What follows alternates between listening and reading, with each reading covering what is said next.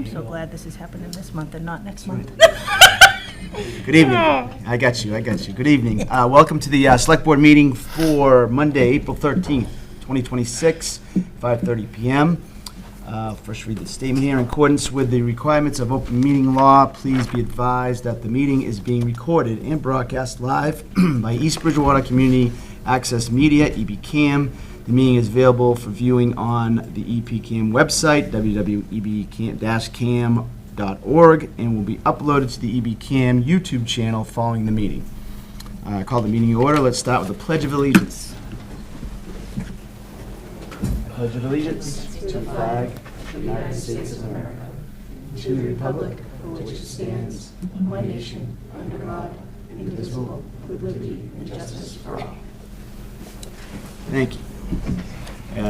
Quite a few people here. Is anyone actually here for open forum? Anyone have anything to talk about, yell about? Congratulations, someone? Anything good? No? Okay, seeing none, I'm going to close open forum. So tonight we have the public hearing for the liquor licensing. We have, I believe, 7 different establishments. So what we'll do is, we've got a list here. I think everybody's got it. The appointments are stretched out for about 5-10 minutes. So I'm going to call you by the name of the business that you're working for. All we're asking is a couple of representatives, 1, 2, whatever it has to be. Just give us the name of the business, your location, and just a very, very brief background of maybe what you're selling now, your hours, and things of that nature.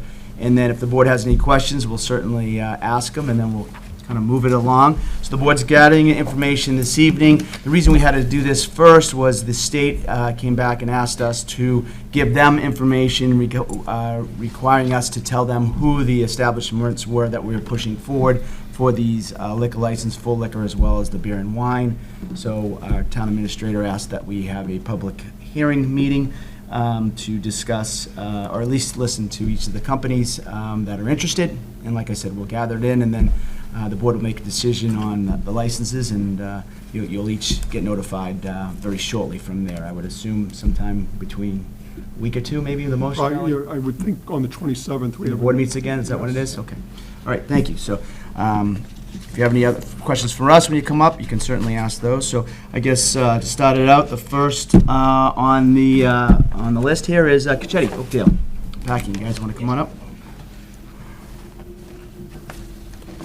You guys are here weekly now. Yeah. So just tell us who you're representing. Okay, we're at Corsetti's and the outlet at Corsetti's. We've had beer and wine for a long time now. Yep. And we felt we've done really well with that with our customers. And we're looking to just add a little bit more value for our customers, especially on the weekends and whatnot. Okay. Not be a one-stop shop, but we're looking to do just a little bit more. And that outlet will be open probably 3 days, the Thursday, Friday, Saturday. Okay. We're thinking about opening up Wednesdays too, but we haven't gotten that far yet. Yep. So what's the current hours that you have right now from 9 to 5. 9 to In 5? fact, this week we shortened the outlet to 4, Okay. but in the summer it might change. Yep. And are you selling the beer separate, the alcohol separate from, I know you get the 2 buildings. Well, we had the original store since '77, Yep. and the beer and wine was down there, but space is, we're tied. Okay. And we have, with the outlet, there's so much more room now, so it's easier, we can spread it out a little bit more. Okay. We've done really well with the wine this summer for the first time, just having more square footage and. Yep. Great. Carol, you have any? So this is just at the outlet that you would want to do the expansion? Well, it's gonna be both, but it's It would gonna be be both. really there. Okay, There's so much room, I can only Yeah. offer so much in the store. okay. Well, that's it. All right. Catherine, any? I don't have. Which also opens it up to 5 days a week. 5 days a week, okay. Yeah. Yeah, I don't have any questions. I noticed that you guys moved the wine. I love going to Cachetti's. I had to go there to get the 1 pound butter the other day for my mom. Did you see the lamb butter? That was. Oh my God! Yes, 50 that's cent what eggs. as we were leaving, he was like, my boyfriend goes to grab it. I'm like, we're not getting lamb butter. We got a whole pound of butter over here. Well, I didn't bring it home, so my family was mad. Oh my God, it was adorable though. But yeah, no, I have no. I did notice that the wine moved so back into the outlet. I think it's a great. It's in both places, right? It's in both places right now. Yeah, it's Yep. great to have the ability Yep. for you guys to have the outlet out back. I think it's awesome. It's a And great that's what we're opportunity. trying to do. Yeah. Utilize both spaces. Yeah, I think Yeah, it's we're not much- carrying get as every much as we single can. wine, every brand, Right. just the basics to Yeah. the customers. Yeah. Right. Yeah. Yep, no, supply and demand, absolutely. Great. Correct. Yeah, yeah, I don't have much. I've been having the license before. You guys know all the rules, the obviously tip certified and all that stuff. Yep. So as long as everything's been in compliance at this point, I think it's it's suffice that most of the questions that have been passed along are all checked off right now. So Awesome. we appreciate coming in, giving Very us a good. little history. Thank We're an you. open book too, so if anything pops up. Yeah, we will, Thank you. absolutely. Thank All right, you. guys, thank you very Appreciate much. your time. Thanks, Carl. Thank you. Thank Bob. All right, moving along.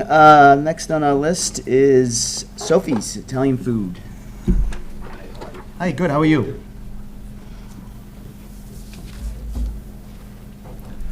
So I'm Michael Simonetti, the owner of Sophie's Italian Food in 6 Central Street in the center town. Yep. We do takeout retail food, everything from Italy, takeout food or prepare meals, stuff like that. We're looking to add the liquor license to provide wine, beer, liquors, everything technically from Italy, limoncello, grappa, stuff like that, to be more convenience for a customer. Because we are in center town, we have the customer coming in for food and take everything twice while they're there. Yep. Carol, anything? No, Very good. No? makes sense. I had the pistachio cannoli dip the other day. It was very good. Thank you. Friend brought it over. It was good. Yeah. Kathy? Limoncello would be an amazing thing. Yeah. to have on it. I'm a big limoncello fan, so. Yeah, right. All right, so new venture for you, obviously, with the alcohol. Do you have a plan of staffing and all that? Is it already in place for Yeah, we're going licensing? to, I bring like some pictures to an idea did how can be. So we move some stuff around and Okay. All right, and make space for. perfect. You hold on to these, appreciate that. Yeah, okay. Yeah. Great. Great, yeah, because obviously we want to, make sure that the operations that are getting the licenses are ready and prepared to do it, but we'll review this. I don't think there's too much else. I mean, once you do get the license, then you'll have to get into compliance with some of the stuff that's going on here. Okay. but Not a big deal. Appreciate it. Thanks a lot. Thank you. Thank you. Yep. Going to have to wait a couple of minutes. Yep, we'll wait a couple of minutes, yeah. We're gonna stay on schedule here, so a little faster than I anticipated. Is that right? Which is good. So that being said, let's we can jump into, what do we have for action? I think the third page, Minutes. Not much. action item number 1 down at the bottom, 'cause the other ones are for the water department, Okay. water commissioners at 6:20. Can I read one? Yeah, you can go to the Discuss and approve the article concerning title searches for town-owned land. Second. motion's made and seconded. A discussion? Right, so we had a gentleman named Tim Graham, this was several months Yep. ago, okay. And he was interested in purchasing a lot of land where we're 99% certain we own the parcel, but it's not been surveyed. And the title work was, or not title work, but the title, the deeds were done, I believe, early in the 19th century, where we ended up with the parcel. And it's part of a larger description of land in that area. In order to sell it, if the board wanted to sell it, it'd be advised that we get a survey done of the property. Right. And also, working through Paula, get a better title search done because she's accomplished a lot to find that information, but we want to follow up on that and make sure of all the details. Neither the board nor the Board of Assessors has sufficient money to do this type of work. So we would need an article at town meeting to appropriate the necessary money. I'm bringing it to you today because, of course, tonight we're going to be reviewing the warrant also to see whether the board wants to proceed in this. Even if we do all the work, that does not mean that we have to sell the property. Right. But in order to sell the property, if the board has any interest in doing so, we'll need to get this work done and appropriate the money. And I talked to Paul and said, let's set aside $10,000 if we're going to do that, for the survey work, for the title work. So I'm asking the board tonight, do they want to move forward at least and bring this to town meeting for a vote on the appropriation? Yeah. Feelings? Thoughts? How much money would we potentially make if we sold the property? Well, it could be a fair amount simply because I think there's an interest in building residential housing on the property. That's what it's zoned for. Okay. Yeah, I think in reviewing it, that piece of property, there's certainly some value to it. Okay. There's no doubt. Maybe it'd be different if it was wetlands or it wasn't Right. able to be built on. But I think we've determined that there is definitely some interest in, obviously Mr. Graham comes to mind first. But Right. I would assume it'd be the same process. We'd have to do an auction. Yeah, for or that either go out to bid or do an auction, some sort of competitive bidding, yes. Right. So, yeah, I mean, I think it's, certainly worth moving forward with, Yeah. just knowing the area. I'd be in favor of putting it on the warrant and letting the town meeting body decide. Yeah, we can talk to that point once we get going, for sure. So if the board could take a vote to positively, and then that will be reflected when Rebecca finishes the work on the warrant after tonight's meeting with council and such. Okay, so, to approve the article concerning title searches for town-owned land. Motion Second. and second. Any further discussion?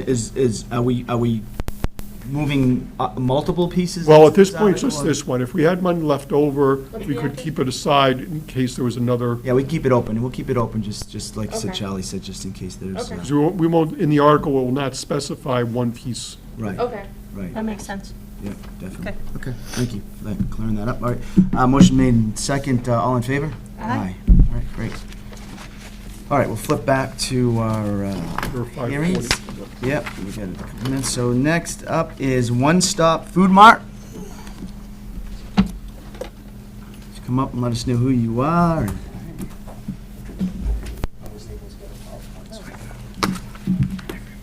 Thank you. Hopefully. Just if you get it to them. Thank you. Thanks.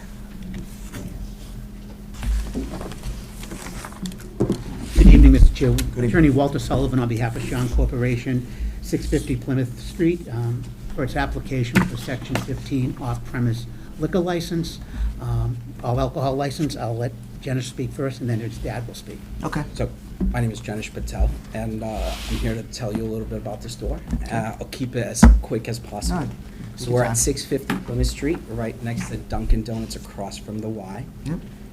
Why One Stop Food Mart? Because there is a public need. We do sit in the graphical area where we're not on Bedford Street, on that cluster where there are all the liquor stores and beer and wine stores are on Bedford Street currently. We are a responsible operator. We have long-standing local ownership. We're willing to take on security measures that are above and beyond the mandated state regulations. The core argument is with an established track record in East Bridgewater, the town can confidently entrust One Stop Food Mart with this regulated privilege. Longevity, we've been there. We've owned and operated One Stop Food Mart since 2001. Previously, before we bought the location, they did have beer and wine available. We're ready for an expansion of 1,200 square feet. We've spoken with the landlord, and we do have that space available for us. And then on a couple of slides down where you see the map, you see where all the current liquor stores and beer and wine stores are. And if you put a 1.5 mile buffer around each one, you can see that One Stop Food Mart does sit in an area where these residents aren't serviced by any other store around. Why location matters? We're going to serve the residents of Plymouth Street and on Route 106. It reduces stacking on Route 18. Security, we follow age 35, so challenge 35, so it's anyone below 35, whoever looks, we ID. These IDs are not barcode scanners. They physically take a scan of the ID, and they measure the lines in between the lines on, and it's like a 30-point check that each ID goes through to verify if it's, all right. I have a little floor plan of what we are hoping to achieve.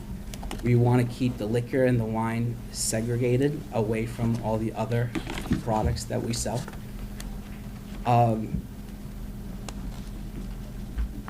We fit, One Stop checks all the boxes for the framework for the criteria. There is a public need, location, applicant fitness. My father also owns the mobile station in Halifax, where he's had beer and wine since 2000 there. Okay. In the last decade, he has not received any violation in that location. Yeah, we live in East Bridgewater. We've lived here for 20-plus years. We go to the YMCA. I coach at the YMCA. We're here to, For the long haul. You're here for the long haul. for the long haul. Sounds good. Appreciate it. Thank you. Mahendra Patel Yep. is 24 Stone Gate Drive, East Bridgewater. Mhm. Living there, Been there a long time as well. belong to me. Great. Okay. And I think, the two questions are the need. Mhm. The town somewhat answered that by creating these licenses, that there's a Yep. need for the additional licenses. I think looking at what occurred when you went to town meeting was the reason economic development relating to helping the business, keeping people from going outside. I think the location of this helps with that need because it's not tied into the other stores. It keeps people from going to Halifax. The location also helps the other businesses in there. Mhm. Someone comes to Dunkin' Donuts, they might go to the liquor store and vice versa, and the other business is located in there. Sure. The next question comes out to be, is fitness and character. Mr. Patel's owned liquor stores before. He's well-known in the community, he's done a lot in the community, and I think he meets those requirements as well. Be a perfect location for an all-alcoholic beverages license, has enough parking, location's great, et cetera. Okay. Appreciate it. Carol? anything? Nope, I'm good. That was a very thorough presentation. Thank you. No, this is super helpful, so thank Yeah. you. Yep. And you guys are right over in Stonegate, that's where a lot of my friends are, so Yep. nice to have neighbors owning in town too. Yep. So the only thing I got to ask would be, so are you looking to, did you say you're looking to expand the area you have now, like get more Correct. space? Yes, Okay. yes. All right. I'm assuming you spoke to the owner of the building Yes, as well, and yes. he's behind Yep. that as well. Great. Okay, yeah, everything else, I think that we were given as guides were there. Operation hours currently, do you know what? 6 to 9. 6 to 9, 7 days a week? Yeah, 7 days a week. Perfect. And you're thinking of keeping it the Yeah, no, same 6 hours? to 10 then, when we got a liquor. 6 to 10? Yeah, 10. I mean, he'll only be able to start at 8. Yeah. Well, yeah, we know. Yeah. Just so. Yeah, with all those things, those checks and balances, tip certification, all that stuff comes into play. And I think if you look at the store, Yep. it's well set up where the kids coming in, it's those first 2 aisles. There's Yep. no reason for that, so there's no mixing, so it's better control Yep. to ensure that there isn't people underage coming in.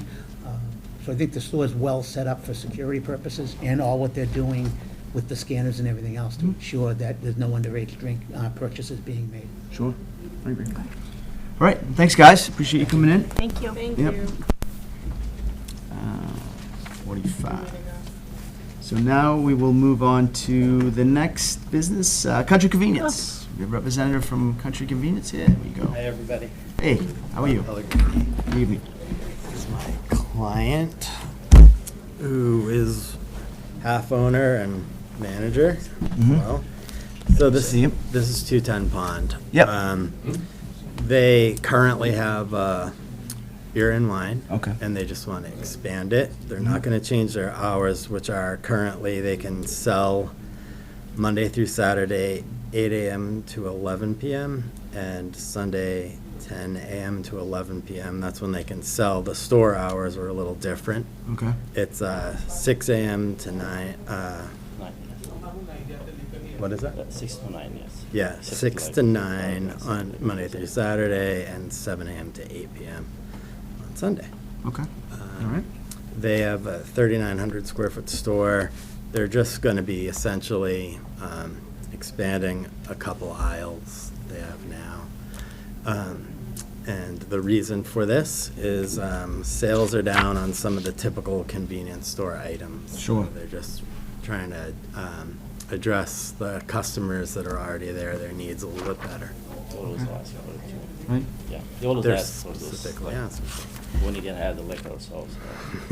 Yeah, Very right, good. anything helps, right, no doubt, okay. This is about 30% of their current business, and they're expecting it to remain about the same. Okay. Carol? No, I'm good, thank you. Good too? I'm good. Okay. you. Only thing I got is so the floor plan, you said, they currently, they have it in the back corner down there is where you have your beer right now? Yeah, I can show you. Okay. Be great. Thank you. Perfect, thank you very much. It helps. So yeah, the walk-in cooler. Yeah. Yeah, it is. Oh, yeah. Still have the deli? Is the deli still operating? We're working on it, actually. Working on that too? Okay.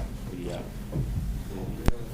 we try Alright. to do like, Now you're hoping to sell full liquor from your, not just the RT, what are they called, RTDs, but also the nips and then the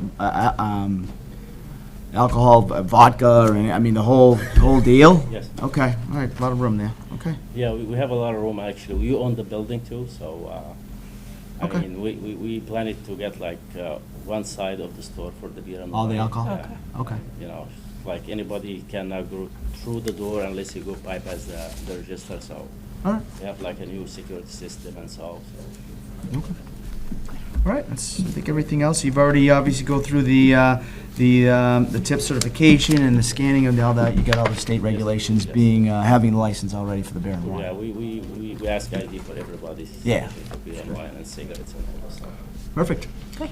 All right, well, appreciate you coming in, and Yeah, thank you. appreciate the information. Thank you. Thank you. Thank you. All right. Next is our, what are we, Tri-Town? 550, right? Yeah, it's 5:52, you're Okay, good. Tri-Town Express, is in here from Tri-Town. This is, hi, Hi, how are you? How are you? I'll sit in the center here. Hi. guys. How are you? Good. You want to just introduce yourself and, So I'm Sydney Prokos, an attorney from Vieira and DJ and Filippo, and I work with attorney Matt Porter. His name may ring a bell. We represent Ohm Tri-Town Express, Inc., doing business as Ohm Tri-Town Express at 60 Franklin Street. Okay. I will introduce those there with me. We're here tonight, as you know, requesting approval for a change in category from a beer and wine package store license to an all-alcohol package store license. First, I'm going to share some background, like I said, about the owners in the store, and then discuss public need in the area. So here with me tonight is Ms. Ankita Patel, president of the company, Mr. Jagdish Patel, who has been an owner for the last 4 years, Jack, and Mr. Rakesh Patel, who is another principal of the company and has actually been an owner of Tri-Town with its beer and wine license for over 10 years, so since 2015. And in all that time, they've never had an alcohol violation at the state or local level. And as someone who is routinely before the ABCC doing violation hearings, 10 years is a huge accomplishment. I just wanted to point that out up front. The store's success comes from having multiple safeguards in place, including each and every employee handling alcohol is alcohol tip certified. Huge deal. They invested in an ID scanner because they take underage sales so seriously. They've already have their beer and wine stored in a separate area on the premises, which is closed for the first few hours that the store is open. They're open 6 to 11, but don't sell alcohol until 8. Till 11 every day, different on Sundays, 10 to 10. But every morning they have a process for opening that area to ensure they're in constant compliance with liquor regulations. They have a proven track record of responsibly selling alcohol, and they're ready to start responsibly selling spirits as well to make their convenience store even more convenient for their customers. And speaking of customers, tonight they brought a whopping 650 signatures, which I've been doing this and I've never seen 650 signatures in support. Not all of them are from East Bridgewater, but many of them are. And I think that speaks to the community's support for this application to change into all alcohol. And I think it also speaks to the public need in the area as well. When you look at East Bridgewater, the existing 3 liquor stores are within 2 miles of each other on Route 18.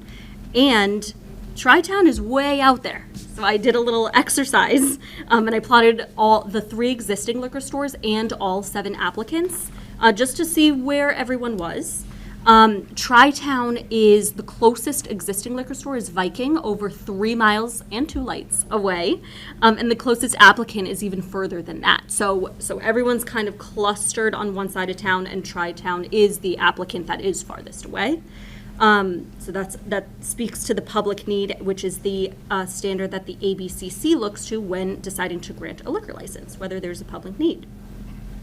Moreover, this store specifically has adequate interior space for the all-alcohol edition, a huge parking lot. I think it holds around 100 cars, and doesn't abut any residential properties. And a town loves to see that because a lot of issues that may arise come from the commercial residential mix, so not a problem here.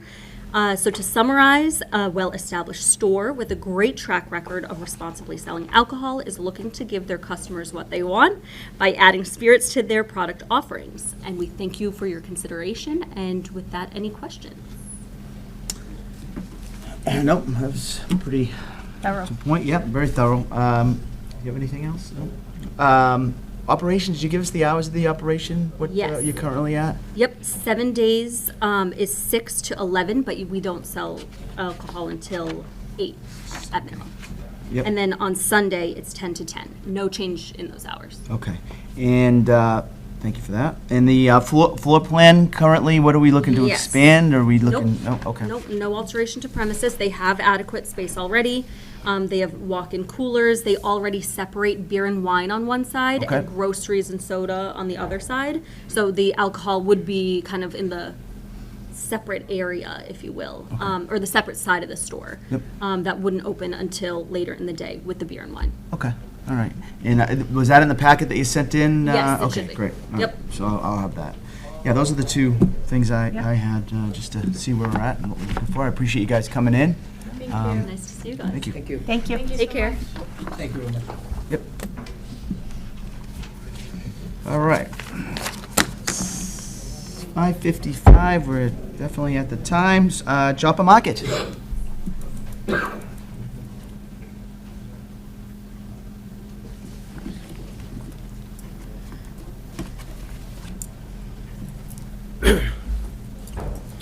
Good evening, Attorney John Meridian from McLuhan and Gakis. With me is Rakesh Patel, Raj Patel, and his son Smith Patel. They are the owners of, I'm going to butcher the name, Shumchandaya Corporation, but we'll call it Joppa Market for. Joppa Market, that's why, now you know why I'm calling them by the business name, absolutely. The Patels bought the Joppa Market in 2023 with the real estate at 626 Bedford Street, which is down at the intersection of Route 18 and Route 106. So this location is the southern border of the town, and they're really be serving the customers from that location south towards the Bridgewater line. So I believe our demand is met there in terms of proving public need.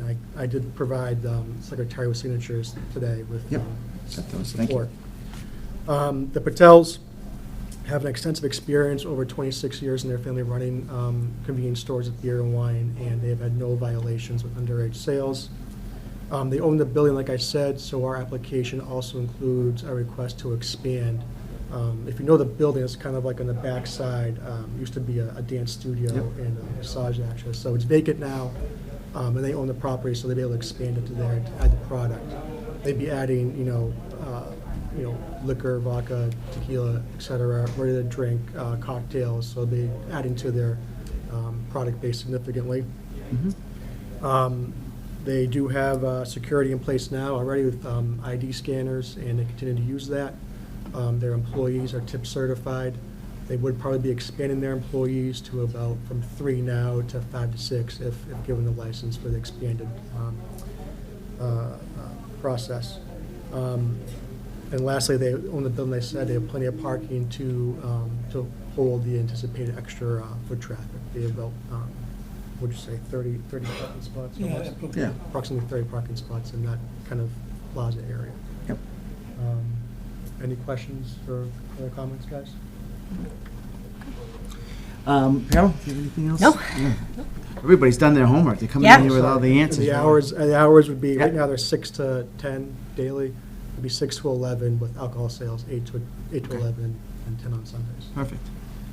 Catherine, good, okay. Yeah, no, so obviously the things that we're concerned about are the, you know, the floor plan. I like the idea of, you said that they're gonna use that empty Yep, they could. area in front, right? Like, they could take a wall down, like a door. Yep. It's like an access from the current market into the back area. Separated. To allow for that. Yeah. Okay, all right. Plenty of And- space to add extra product. Yeah, that's good, that's great.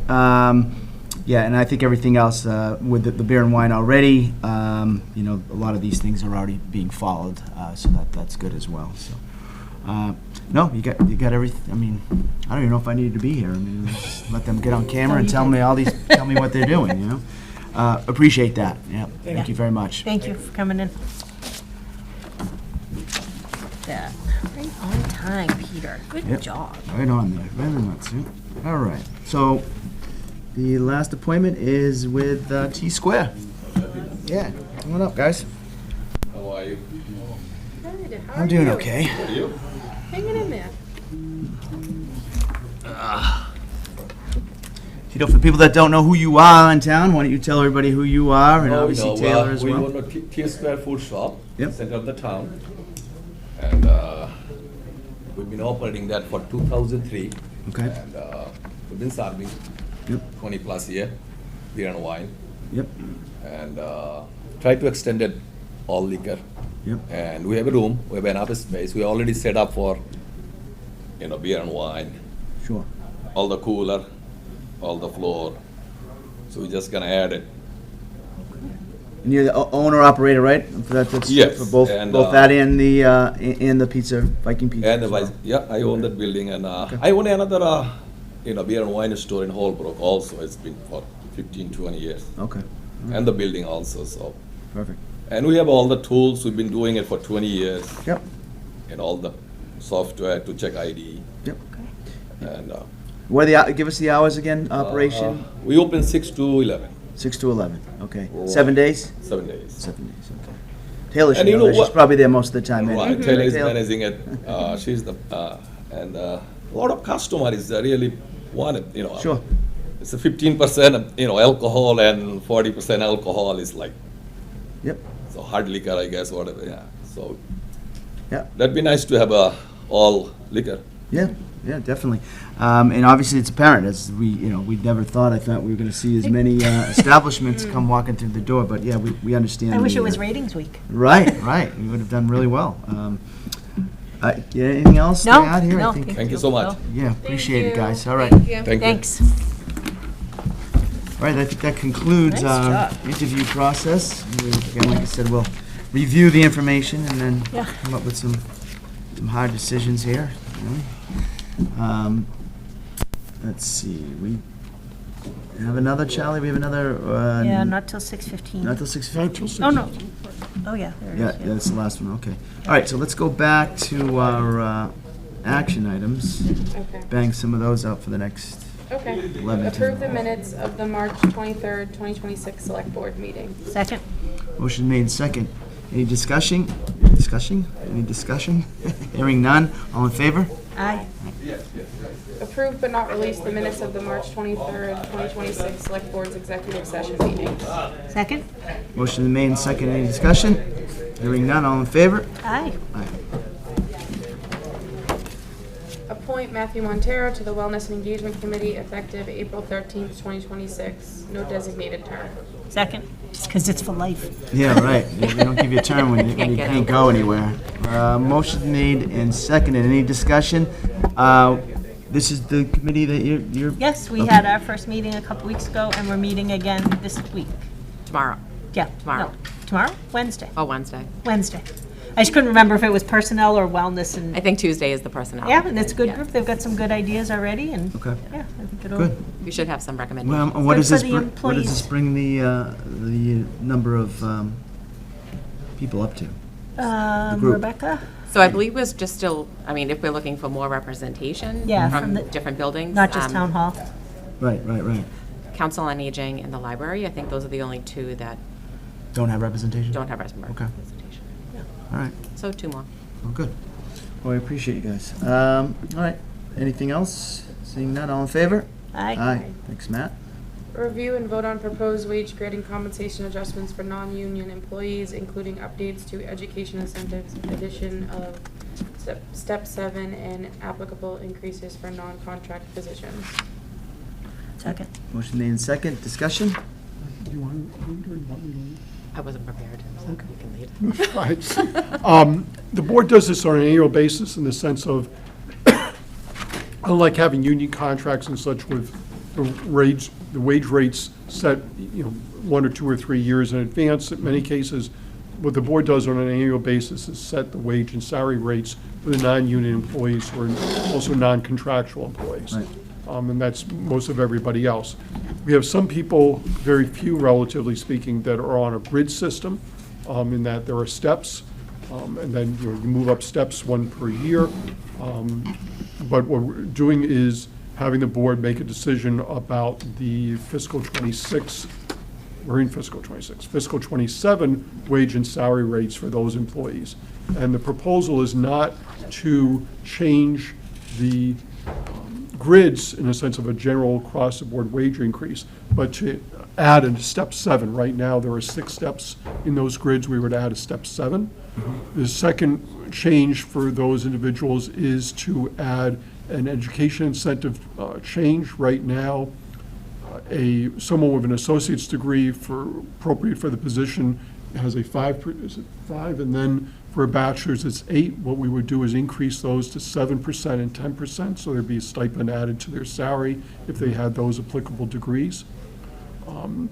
For everyone else, we would have an increase in pay for those positions. The pay rates are tied to the position, not the person, in the sense of if we had someone leave and someone else come in, that person still would receive those wage or salary rates. Okay. Right. All right. Questions? So the people on this first page that we're looking at that starts, with town clerk and goes all the way down through all the part-time people, these are the people that are not on a grid? These are the people that it's just a... Correct. If there's just one number attached to that, then they are, there's no steps, there's nothing, it's simply a one-number situation for those people. And then the other ones would be, so the only ones that this is really affecting for a grid are the people that are on this other page? Right, there are 5 individuals, 7, because they have separate grids. There are 7 people on the grids. And I don't want Everybody to else is jump down. the gun of the Personnel Committee, but Rebecca, is it okay if I share a little bit about some of that's come up? Yeah, sure. These individuals, these employees that aren't on a grid, Yep. aren't very happy about not being on a grid. I'm sure. That there's no means for them to get steps, Mhm. and it's sort of just like, okay, well, this is what you got, and this is what you got when we hired you, and now we're not doing anything else. So I know we're not addressing that tonight, but I think I support what we want to do with these 7 employees, and then also, I know that budget-wise, that's not a good thing to bring up, but at some point, we do need to talk about addressing that for our other employees as well, because there was a lot of frustration that came up at that meeting about that. I was both glad to be there and also not glad to be there. And what we would need to do if we wanted to set, we would, as we worked with the Collins Center, we did to some extent place various positions on a classification scale. And we would then have to go back and take another look at that, see if those are the appropriate levels or grades for each of those positions. And then, once we've done that, then make decisions about what the grid would look like for each of those grades. In that, right now, for instance, we have some individuals who have worked for the town for 10 or 15 or 20 years. Are they what we would consider to be at the top step of that series of steps? Or are they in the middle? Or are we going to start everybody at step 1 and then move them up each year from there? Right. And nothing that we have to make a decision about tonight, No. but it'd be part of the considerations for fiscal '28. Right, and I know that there's a financial impact to that, obviously, but if we want to keep our employees from not falling behind other communities, this is how we do it. And one of the things is that almost all these people did not receive a wage increase unless they were on steps and moved from one step to another. But almost everybody did not receive a wage increase during fiscal year '26, the year we're in. We did a zero. It was the same type of meeting we're having here, but a year ago, because of our budget difficulties. And we weren't prepared to ask our employees to go through 2 years of zeros in that case. I just wanted to bring that up because Yeah. it has come up in that meeting. Okay. All right, so what we're proposing to do here is to vote on making this change? Right, because by voting that, what we would do then is inform Melanie, okay, here, for these departments and these wages and salaries, we'll need to appropriate this much money at town meeting. Right, right. Okay. And this has gone through other departments as well? I mean, committees as well, or is this represented by anybody else? Is anyone else, finance or anyone else taking a look at this, or? I know I've talked to the finance committee chair several times about this. Okay, all right. All right, well, lucky for us, we have somebody here from finance.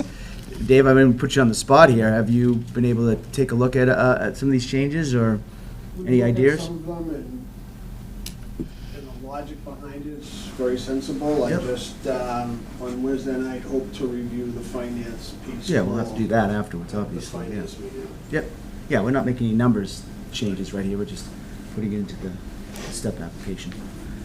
Okay, as long as I got clear head on that, I didn't want to be getting phone calls tomorrow morning, so, donkey. All right, any other questions? Catherine, you have anything? No. Okay. All in favor? Aye. Aye. Okay. Couple more minutes.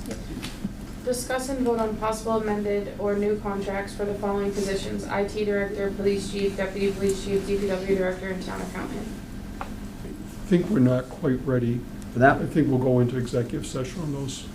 Okay, so we've got, yep, got a list on that, all right, so we can pass over that in executive session. Approve and authorize town administrator to sign the waste management agreement effective July 1st, 2026. Second? Motion made and seconded. I know that John and Lynn had previously talked with you. They did, yeah. Anybody here? No, they don't want to. Oh, there she is. Did you want to come up and say anything about it, or, okay? No, So- nothing's changed. You're like, nope. Charlie, you want to do the overview? You want me to do the overview? I mean, the biggest change is simply that we're changing contractors. Right, right. You know, we'll still be able to provide the same levels of services, if not more, with Republic that we have had with Waste Management. Right, other way. Or is it the other way around? Other way Sorry, around. Republic, yeah. Waste And they management's don't coming in. need different trash bins. Correct. Right. Lynn, correct? Correct. No, Same trash there bins, is- folks. Yeah, it really is. We're hoping this is going to be seamless. There'll be, no one will experience any changes at all. Okay. So we tried to keep at least the first year of the contract the exact same as Republic Services. The only thing is we won't have to go looking for an increase in fees. We'll be able to keep the Right. fees at Keep them level. flat. I like that. Okay. And we were anticipating, Lynn, not to put you on the spot, but we were anticipating a possible increase if we hadn't Correct. gone down this road. Yes, if we had stayed with Republic, we would have had to increase the fees. Okay. Well, I appreciate you guys doing that work Yeah. and coming in and reviewing it with us, and look forward to seeing what Waste Management does. Cool. All right, any other discussion, any questions, or anything else? No? Seeing none, all in favor? Aye. Aye. Approve the renewal of the following April licenses as printed. As printed. There you Second. go. All right, motion's made and seconded. Any discussion? Anyone here from any of these establishments has any questions or concerns? Seeing none? These are Oh, the you? secondhand article licenses and the junk dealer licenses. Yes. And those are April because that's That's just how it is in the state statute. State statute? Yep. Okay. All right, thank you, Charlie. All right, all in favor? Aye. Approve the event permit request from Diane Phillips of the East Bridgewater Democratic Committee for the use of the town hall parking lot for Earth Day / cleanup event, including permission to place lawn signs on municipal property. The event is May 2nd, 2026, from 9 a.m. to 3 p.m. Rain date, May 9th, during which participants will collect trash throughout town, including schools, sidewalks, parks, town common, ball fields, streets near the town center. Second? Motion made, second discussion. I want to thank Diane and the Democratic Committee for doing this each year. I think this is Great. 6 or 7, maybe more. I don't know. Yeah, you've been doing it a Been For a while. few, yeah. I appreciate anyone that could make it down there and help out, would be appreciated. All in favor? Aye. Aye. Approve the event permit request from the East Bridgewater Garden Club to use the town hall parking lot, including permission to place lawn signs on municipal property for a plant sale on Saturday, May 23rd from 9 a.m. to 2 p.m. Rain date, May 24th. Second? Motion made second. Any discussion? Similarly, they've done this for a number of years also. Yep, it has been, definitely. Did a great job. Appreciate it. All right, all in favor? Aye. Approve the permit request from Jennifer Donato for the use of Sachem Rock Farm for an outdoor wedding ceremony on February, my goodness. That'll be a chilly one. On Friday, July 24th, 2026, from 6:30 p.m. to 7 p.m. Second? All right, motion's made second. Congratulations, Jennifer. Good for them, short and sweet though, Yep. 6:30 to 7. That's it. You're married, Right, I do get out. So if the marriage lasts longer. Right. All in favor? Aye. Aye. Approve the request from the Chief of Police, Michael Jenkins, to surplus the following items and sell by auction through Unibid and/or donate, as printed. Yes. Second. Yeah, you don't want to read those VIN numbers? No. Motion made and seconded. Discussion. Thought I saw Chief in here. Somebody, you don't have anything to add here, do you? Nope. All right. Going through the motions. Perfect. Appreciate that. All in favor? Aye. Aye. Approve the request from Deborah Shacy to place a large box inside Town Hall, Fire Department, Library, and Junior Senior High School for Veterans Clothing Drive, May 14th through June 2nd, 2026. Second? Motion made and second. And all the buildings have given they're okay. Everything's good. They've already said okay. Perfect. So, yep, fire station, good. Well, we wish her luck. Yeah, thank you, and Deborah. We've got something, let's bring it out for her. All in favor? Aye. Aye. And that's it, right? There was some, what are these ones over here that actually? That's the water. That's after the hearing. Okay. That's after the hearing, yeah. So 6:15 is Whitmarsh. 6:15 would go, yeah, we're skirting back to 6:15. Catherine, if you want to read the notice? Yeah. Notice is hereby given that the Select Board of the Town of East Bridgewater will hold a public hearing regarding the layout as a town way of the following. Whitmarsh Lane Extension as shown on the plan entitled Whitmarsh Lane Extension Phase 3, definitive subdivision as built, roadway as built site, Whitmarsh Lane Extension Phase 3, East Bridgewater, Massachusetts, prepared for Perk Realty Trust, prepared by Silva Engineering Associates, PC, dated August 13, 2025, a copy of which is filed with the town's planning/building department. Copies of said plan and legal descriptions are on file at the Select Board's office, Town Hall, 175 Central Street, East Bridgewater, Mass. 02333. You are hereby notified that the public hearing regarding said layout will be held at Town Hall, Main Conference Room, East Bridgewater, Massachusetts, 02333 at 6:15 on Monday, April 13th, 2026. Okay. The public hearing's been opened. Do we, I know the planning board had signed off on this in the sense that they were comfortable enough to recommend that this be brought back to the board to Okay. continue the process of acceptance. If the board chooses to do that tonight, then we'll have an article at the town meeting in May for the town meeting to vote on this. is there anyone here regarding this? Come on up. Come on up. Just, when you come up, just state your name, your address, and discuss whatever you like to say. Yeah, no, you can say. You can sit, yeah. Chad Armitstead, we live at 23 Whitmarsh Lane. Okay. And I just mostly have questions. I think I know what this is. I think it's just to accept the road as built, the subdivision down there. We were wondering if this was a new development that was going to go further past where the cul-de-sac ends now, or if it's just accepting it as built. It's accepting as built. The plan that was approved by the planning board for the original. This was a long time ago then, right? Yeah, oh yeah. But that's all we wanted to know. We lived there, we just didn't, we just wanted to know if it was new You construction. didn't want condos going up? No. Well, I mean, If somebody owns the end of the cul-de-sac and wants to do an extension, they'll have to go through the whole got it. procedure with the plan. That's all. We just wanted to be sure what was happening. Fair question. Same here. Same. Yeah. Same here, yep. Yeah, just for whatever We reason. took one for the team. Yeah, no, I was like. Yeah, no, for whatever reason, it wasn't done at the time, and now we're gonna put it on there and take care of it. Okay, anyone else? Any questions? Charlie, you got anything else you want to add? Oh, okay. Make a motion to close the, well, we're gonna vote for it, close and then vote? Close the hearing. Close then vote, all right. Make a motion to close the hearing? Okay. All in favor? Aye. Aye. Okay, now we make the vote. Yep. Accept Whitmarsh, oh my goodness. Accept Whitmarsh Lane Extension as a public way pursuant to in accordance with the statutory powers. The subscriber select board of the town of East Bridgewater hereby lay out a town way hereinafter referred to as Whitmarsh Lane Extension as described as shown on a plan entitled Whitmarsh Lane Extension Phase 3, East Bridgewater, Massachusetts. Roadway acceptance and as-built plan prepared for Perk Realty Trust, prepared by Silva Engineering Associates, PC, dated August 13th, 2025. Thank you. Second. Motion's made in second. Discussion? Just that by doing so, we'll have this, as I mentioned It's earlier, beyond the at the vote, yeah. town meeting for a vote by the town. That will, if the town approves it, that will be the official acceptance vote. Acceptance, then we file it with the state. The process that got skipped for all those roads All that those aren't roads. public roads, right? Yep, this is one of the few. This is how we prevent that. Exactly.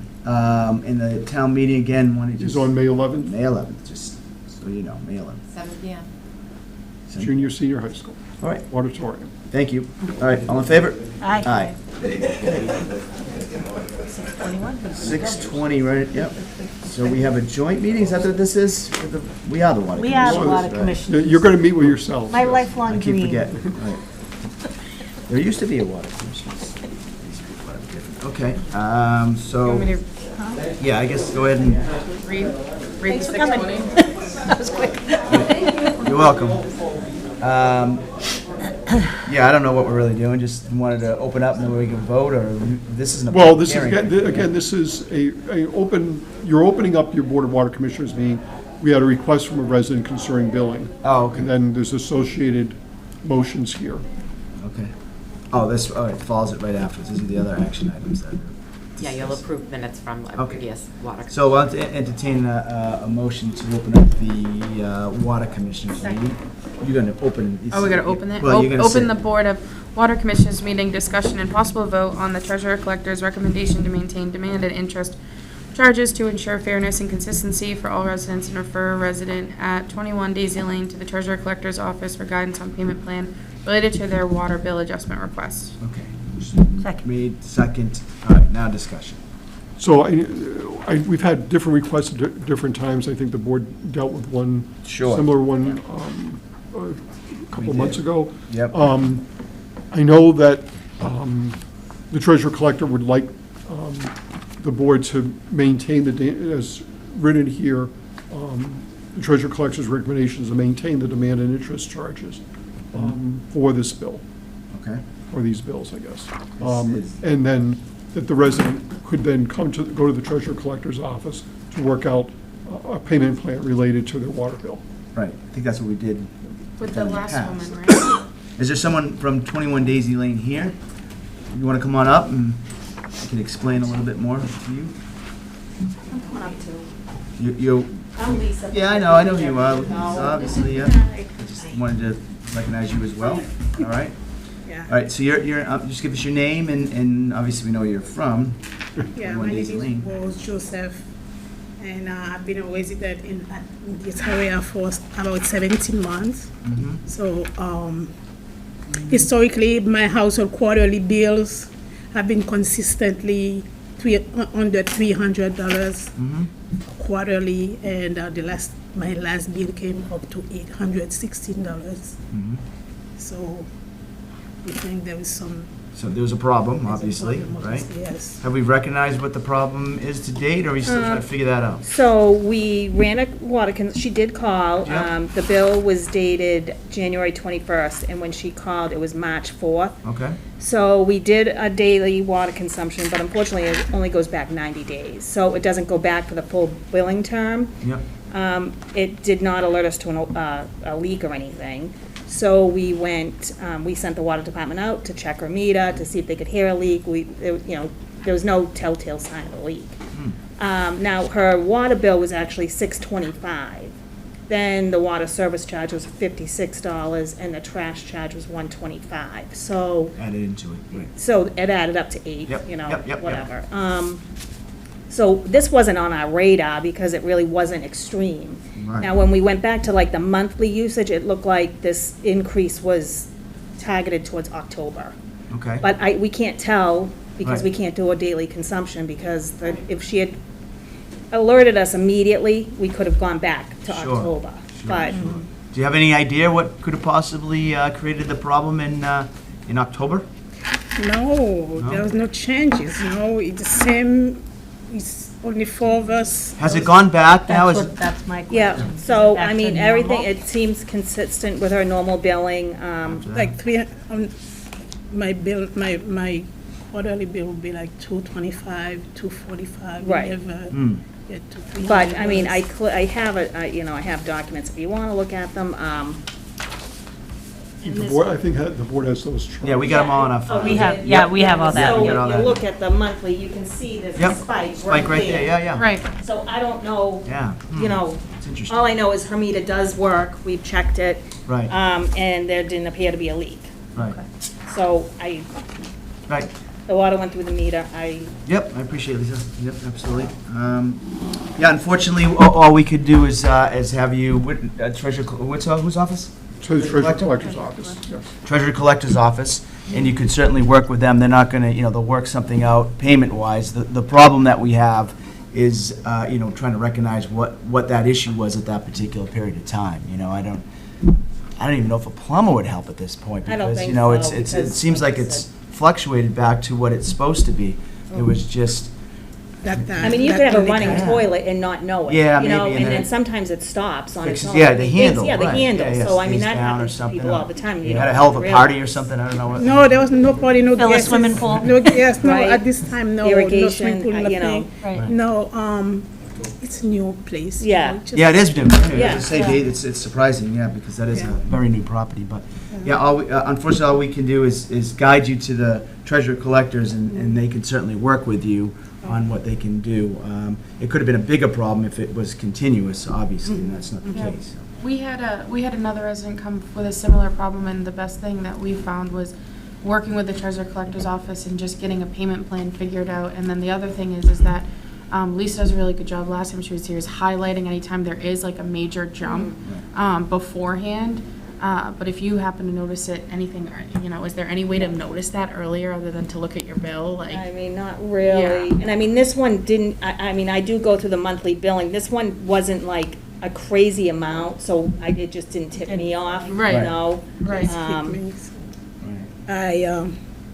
I ended up Unfortunately. paying, I paid interest over it. I already paid interest over it because, Yeah. communicate, I was waiting until we get the meeting and somebody say, oh, you have to pay. If you don't pay, you're gonna have to pay for interest. right. That happened to me. I ended up paying like $839 at 40-something. Yeah. Right. Yeah, I think that the best thing is getting with Megan and getting on a payment plan so that you're not able to, because obviously that's a huge jump from having a normal 245 to an 800. And she was really good at kind of helping the last woman I know that came forward before us, but kind of getting you in a good place to prevent it from happening too. Yeah, most of the ones we get and we see that we get involved in are long-term situations, Right. and the DPW usually reaches out to say, hey, you've got a problem here because it's continuously, and maybe even Right. growing to some point, Absolutely. where it's Yeah. it's really done. So, unfortunately for you, if there is a fortunate part of this, it would be that you haven't seen that continued increase. It's just that one area. So, see what they have to say, see what they can do for you, and then we'll go from there. All right. Sorry, we can't do more. Yeah, appreciate it. Thank you. All right, have a good night. Thank you for everything. As always, thank you. All right, entertain a motion to close the. No, we have No, minutes we to got another one approve. too? You have No, two we have action minutes to items under approve the- Oh, from I'm our sorry, last two okay, I didn't meetings. see it below, all right. Approve the minutes of the January 12th, 2026, February 9th, 2026 Board of Water Commissioners meeting. Sorry, I jumped in the middle of that. Go ahead. That's fine, all right. Second. Second, all in favor, any discussion? Hearing none, all in favor? Aye. Aye. Vote to close Board of Water Commissioners meeting. Second. All right, motion made second, any discussion? Hearing none, all in favor? Aye. Good. Appointments, next one is at 6:30 and it's 6:59 and 34 seconds. 6:29. 29, what'd I say? 6:59. Oh, jeez. Bob's not here yet? Shocking. Do I have to wait for the moderator, or? Well, Thank he is an You attorney, should. so You I should. don't know. Yeah. Might be saving somebody's life out there or something, who knows? Attorney not getting paid. That would probably make sense, right? I'll text him. The one from this morning.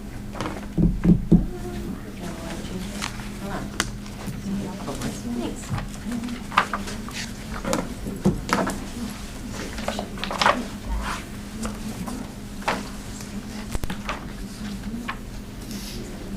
John, what you do, draw the short straw today? Usually it's Kristen. Just in the neighborhood? I wouldn't say that at all. No? I'll be at that time. I know you'll be at the meetings.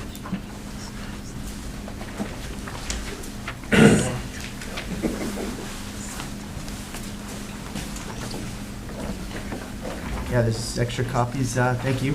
Anyone wants a copy of the Draft. draft copy? Draft all over it. Get your program, kid. Well, I'll check, you're right. I'll go to We can my, go through, yeah, John, why don't you come on up? We'll read through it, thank you. We'll go through the low-hanging fruit, so to speak, right? oh, I'm the low hanging. Yeah, that's what I meant. I didn't want Okay, to fine. point you out directly. But yeah. But on town-owned land, Yeah. Megan's been working with the Conservation Commission and a couple of the other departments on refining that initial list to the smaller parcels. And just, there's in your book, there's a spreadsheet showing properties in green, red, and sort of yellow or amber. Yep. What her plan at this point now is, we're going to set aside the yellow and red properties for now. And just move ahead on the green properties. The reason is the Conservation Commission feels a number of these properties, it would be helpful for the town long-term to hold on to these for conservation reasons or wetlands reasons, but to be able to sell the others. She's also provided a list, not that necessarily we're going to get this much money, but for those properties that are in the green, the amounts that are shown are the current assessed value from the assessors. Some of them are very small, obviously $700, but we've got a couple, 3 of them at least, that are priced right now or assessed at over $200,000. So the plan would be to go through the auction process before the end of the fiscal year, probably closer to June 1st. And then if the checks come in, we'll be able to bank that money as free cash to be used in future fiscal years to help our financial situation for the next 4 years after fiscal 27. What article is that, Charlie? There's no article. Oh, okay. It's just under my report. Oh, you're doing your report right now? Yeah. Oh, I'm sorry. I thought we were- That's why I really was the low. Yeah, wow, okay. The other one is on Food Truck Thursday. Well, let's step back to that real quick on that. So that was, well said. So, I don't know if we talked to you guys, so Craig Windsor came out with a list of property that would potentially be great for conservation to hold on to, which I think meeting with Megan and some of the other people they agreed with. Then there were other pieces of property that we were talking about, which are Route 18 located, which we felt like they were better off being held off until, we get a project done and see if the value would change at that point, or the usage may change at some point. So that's what Charlie was going to. So I want to thank Megan and the rest of the crew for doing that. I think she sent it all out ahead of time, which was great to see. So everybody got some eyes on it. Right. That's kind of how it all came. Well, I think that was the point, was you started off with a basic list, which was then distributed to the departments, boards, and committees and say, hey, we're looking at selling these. Is there any reason we should be holding on to them? Right. That was a great result, working with the departments, boards, and commissions. Okay. Perfect. So this got nothing to do with town meeting. No. No, he's giving his report. Yeah, I was Town meeting. I'm like, what's going on here? I just have an out-of-body experience. Trying to give Bob a few more minutes here. Yeah. We got you, Charlie. Now I understand. Yeah, I thought he meant he had his own article. Well, I think, All right, I think, you got an article or something? no, we got an article on. Looking through here. We're going to vote at town meeting about Food Truck Thursdays at the commercial club We are? starting in May.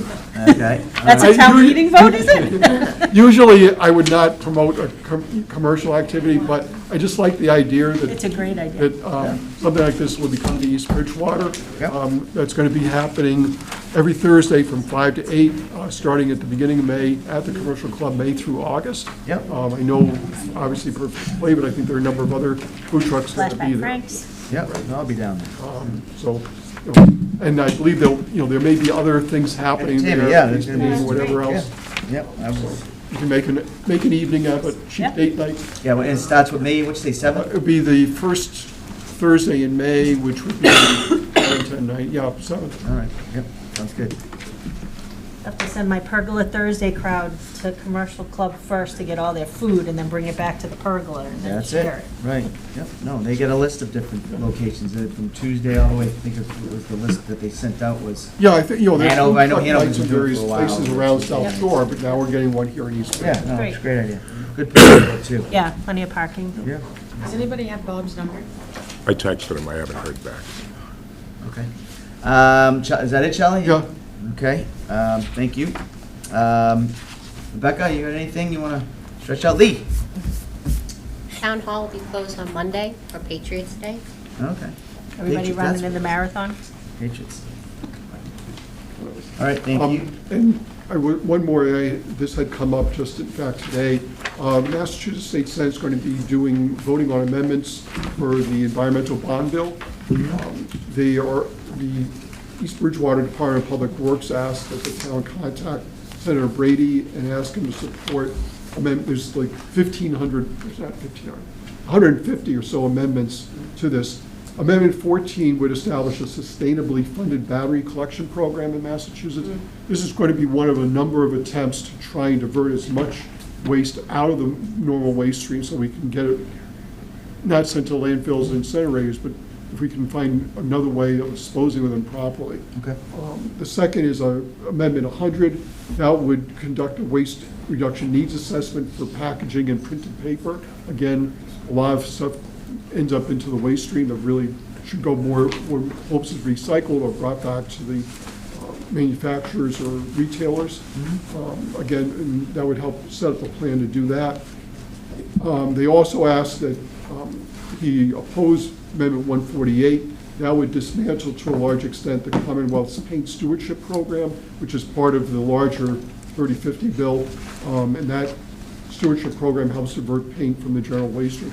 Obviously, we do a lot of that through the hazardous waste collections, but we still get paint running through, unfortunately, the normal channels. We're trying to find as many ways as possible to get as much of those types of materials out of that waste stream.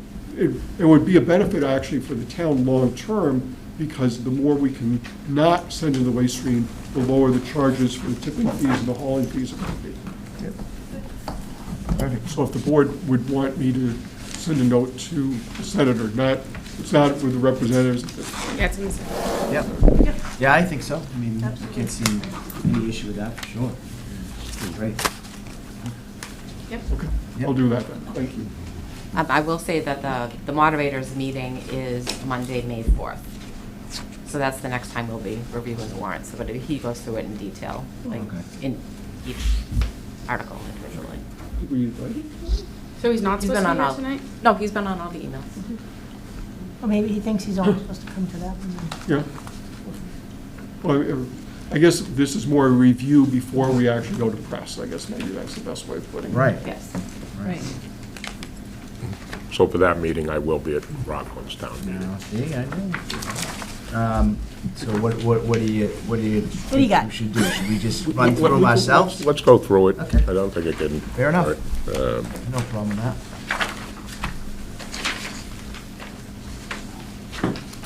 So the beginning there is on the, I think it says page 12 is the special town meeting. Oh, yeah. We have a few articles to handle. Okay. Article 1, where we have approved, agreed to various union other contracts that we need to set aside money for fiscal 26, not fiscal 27, we'll handle that at the annual town meeting. But we've had contract agreements during fiscal 26 that we need to put money in there because the contracts are generally retroactive to July 1st of 2025. We have Article 2, we have a retiree or someone retiring from the fire department this fiscal year. We did not get prior notice, which we would generally get. I believe this was a disability retirement. It's two. It's actually two. Yeah, this one. Okay. So it's for 2 members of the department, not just a member. Correct. All right. So that we have to do the sick leave buyback as Yep. part of the union contract for that. Article 3 is Well, I can speak to that one. Article 3 is for a transfer of $425,000 to pay settlement of litigation. And as the board is aware, different cases have been litigated over the past at least 10 years involving that general area. There's really one more case that involves a firing range that was being operated, and for people who are watching, we're talking about the property across the street from the golf course on Oak Street. And it's $425,000, which would require a 2/3 vote because we're taking it from stabilization. But I think to put it in proper perspective, that land was all tied up with title issues and litigation going back to the early 90s. The town was trying to unwind all that. We were able to settle the major litigation, and part of the settlement was to conduct auctions of the land. And the town's netted almost $2.5 million through those auctions. And we've put a lot of good, valuable land back on the tax rolls, and as people can see, it's being developed. And that runs actually all the way up North Central Street, going in that direction as well, or Central Street. So there's been $425,000 seems like a lot in this year, more than ever. It is a lot of money, but against the really, when you put it up against all of the tax revenue that we've gained by getting that property developed and sold, and $2.5 million from netting from the auctions, it really is a reasonable outcome. We could spend tens of thousands or more litigating this case. It's environmental litigation.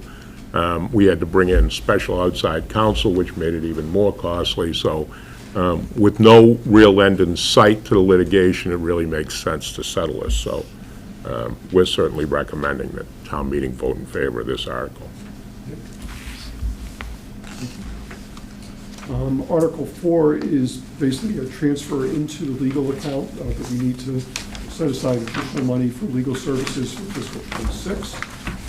And then for Article 5, this goes, basically we were almost out of money when the February storm hit, and then of course we did an overrun, and John Haynes is asking for $375,000 to go into these two different accounts based on the overruns, which are, I am very thankful between the town's planning and John's planning that we don't set aside a small amount for snow and ice. When I see the snow and ice deficits that other towns are talking about on the South Shore, over $1 million in some cases, that our deficit due to this storm, as much as it's still a large sum of money, it's much smaller than it could have been if we were in another community.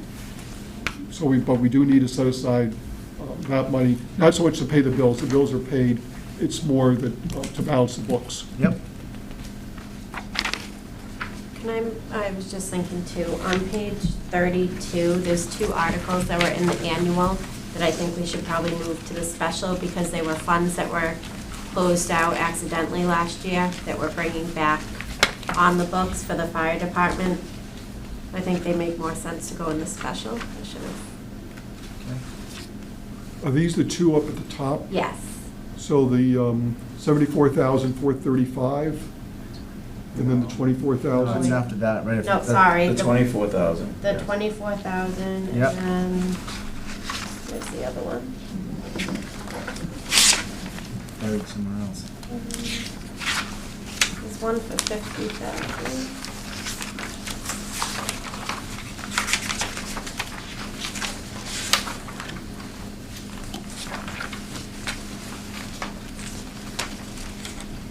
Is it fire department as well? Yeah, it was a fire department renovation.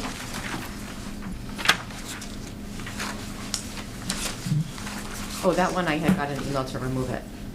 Oh. The fire reno. That's two different things. One was my original for Yeah, the that was- capital request. Yeah, so there was a capital request, that was the one he wanted removed. That didn't This have was a something value different, so we need to put So you have together. two reno? No, one was an existing, they had got $50,000 a couple years back for potential renovations or feasibility study. Yeah. And that I had closed out accidentally last year, and so it closed to free cash, so we need to put it back on the books. Sorry, I thought that had been on. So we're just adding it back to the, is that what we're doing? Yeah, But we're gonna add it to the special, not to the we're gonna add it to annual. the special. All right. It was on. Well, we can I work have that- the wording, I we'll- can give we'll her work it tomorrow, out. Those yeah. details, yeah. So it's not here, so we'll just dig it back up. But it was submitted on time, so. Yeah. I look forward to seeing it. It's on the copy I had this morning. We'll see it. We'll see it at Things some change point. fast around here. Right. Snooze, you lose. That's okay. At least we know that one's not in here. We were looking for Charlie's, whatever he was Yes. telling us earlier forever, Right. and that wasn't in here either. So, page 17 starts the annual Yep. town meeting. Yep. We have the, first three are the ones that we passed by acclamation, I believe, sort off with, which are accepting the reports, allowing the board, or authorizing the board to apply for state and federal grants, and then also approval of the series of revolving funds. The town accounts confirm that the amounts that are there are sufficient for fiscal '27, so we don't need to make any changes in the amounts. Article 4, if you remember back in October, we realized that we had not been officially setting the salaries for our elected officials. This article would do that. Under the town clerk, what we'll do is vote, the number that will be there will be the number you just voted earlier tonight, and you did the approval of the wages and salaries for the non-union employees. And then we get to Article 5, which is the operating budget. And then we get into the zoning, at least the first of the zoning ones, John, which is the North Bedford Street zone. So Articles 6 and 7, the planning board's put in a lot of time to try to rework. These articles would bring us into compliance with the MBTA zoning act. Since the last town meeting where those articles were rejected last year, East Bridgewater, along with 8 other communities, has been named a defendant in a suit filed by the Attorney General for towns that are not in compliance with the MBTA zoning. I will bluntly state it is a lousy law, poorly thought out, and really the Commonwealth has been really heavy-handed in enforcing the law. But there have been several different avenues attempted to challenge this in litigation. The most recent one, Marshfield, was up arguing before the SJC. And if you watched the argument as I did, you wouldn't come away thinking that Marshfield had much of a chance, given the reception that it got up there. So, I mean, look, the Commonwealth retains the right to impose zoning on us. Again, I think this was poorly thought out, and I think it was never intended when it was rolled out by Governor Baker to be enforced in such a heavy-handed manner, but that's what they're doing.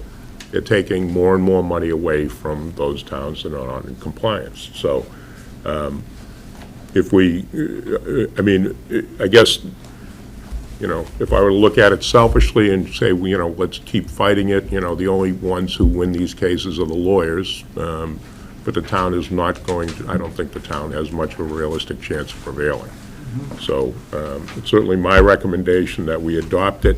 I think the planning board has really tried to thoughtfully tailor these articles to make sure that they really try to manage the potential impact on the town. But again, at a certain point, we have to come into compliance. So that's really where we're going to end up. Yep. Yeah, and the planning board met on this last Wednesday, Charlie? What day They was met it? on Monday, was it Monday? It was Monday last week, All right, a week yes. ago, yeah. And I thought Kevin Riley did a really good job, you know, explaining the situation, and then the rest of the board. I think it was unanimous. Was it unanimous? Of course, It was unanimous. Yeah, the planning board voted unanimously to put it To back put on. it forward. So we'll see. So that's Article 6 and 7, they both have to pass? Right, because one's the map, one's the text. Okay. Yeah, you gotta pick where you're going. Gotcha. All right, moving along. Getting it back to page 32, we have another sick leave buyback. This is for a former member of the police department. Then this is the $24,000 Do article. you want to look, page 31 has a couple articles on it. Oh, sorry, you're right. The first article at the top of the page, similar to the article that we said was on the special town meeting warrant, this article would take care of contracts for fiscal '27. The article at the special takes care of the contracts for fiscal '26. We have a very short list following that of an article for the capital plan for fiscal '27. Basically, we're shunting aside a number of projects which probably are very worthy to be funded, but we don't have the money to do both the operations and capital to the extent that we want to in fiscal '27. So it's a short list, 6 projects. My hope is that we'll be able to vote them as one article rather than as sub-votes, but it'll be up to town meeting to make that decision. The $24,000 article, Melanie, is the one of them that we're moving to the special. Yep. Yes. Then we have the opioid stabilization fund with a list of appropriations for various activities for prevention and remediation and education due to the opioid epidemic. They include dues to Plymouth County Outreach. We provide some of the IT costs for Plymouth County Outreach. We have now started asking for annual assessments. Is a little bit of a hard word because they don't, legally, they have no right to require us to put money in, but because they are losing their federal funding, they need money to operate. So they've gone to all the communities in Plymouth County to request funds based on the population. And these will be the amounts for fiscal '26 and fiscal '27. This would also be putting money aside to purchase a new Sharps container that would be located at the fire department because they're open 24/7 and they have monitoring there. And then also for vape detectors at the junior, senior high school on the basis of trying to prevent kids from engaging in drug activity at all because in general, folks who have gotten into opioids have tended to use other drugs before moving on to opioids. And if we can prevent them from doing so, that will be a help. And then in addition, we're going to, I think we're still checking, Chief, on the cost for AEDs and how many we're purchasing. Yeah, we're trying to replace some of the AEDs and there's 2 different styles. Right. Some you can replace the battery, some you have to replace the whole device. So we'd be buying There's batteries. confusion between what we have of each. By buying batteries and devices. Yep. Let's see. We have, following articles from the police department, these are for ballistic vests. These are not, some people might say they're bulletproof vests, they're not bulletproof vests, they're ballistic vests. But they serve as protection for members of the department. They do age out, I think, Michael? 5 years, they're good for 5 So on an every year basis, we need to buy new vests for members of the department as they rotate through. We don't buy all of them at once, we spread it out. We need to buy some every single year. Melanie, this was the borrowing for the school turf project we did. Yeah, and we ended up using ARPA funds for a good portion. So we didn't need to borrow as much money, and therefore, what this does is rescind the authorization that was approved at a previous meeting for bonding the full 1.7, and we'll reduce that down to 800,000. Okay. This is something we had talked about with town council, with the treasurer collector. What we have are not, we can charge liens on properties for non-payment of local charges other than property taxes. And if the state legislature would allow us to do that, then what we can do is, similarly to the state statute that allows us to hold up licenses and permits for the non-payment of property taxes. If there were things like water charges, as an example, that we could hold up license or permit on that basis also. But it required, having talked to Chris Kenny, even though there are other communities that seemingly have gotten this approved, they've not done so through the state legislature. He said, because it's not allowed in the statute, we'll need special permission from the legislature. So this would be special legislation to do that.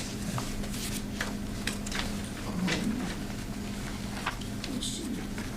The following article, and I know that Megan has been in contact with the treasurer collector about this. This would be changing who would be handling the sale of properties for the non-payment of taxes when we went through the foreclosure process and being able to set up tax title payment agreements with various landowners who are in arrears of those payments. We just talked about Whitmarsh Lake Extension, that this is the article that would do the official acceptance. The Board of Health has run for a number of years the Water Pollution Abatement Trust Program, where money is loaned out to property owners here in East Bridgewater and then paid back. We get that money initially from the state, then we have to pay the state back. So what you'll see, for instance, at town meeting is we'll have a line item for payment of the loans back to the state. But what we've done is we've run out of money in the sense that there's no more money to loan out. But there are folks who could make use of this program. So what we're doing is going through the necessary authorizations to be able to borrow this money and through the state and be able to then loan it out and work its way back at the state to help property owners here in East Bridgewater. That's going a long time. We're back at zoning.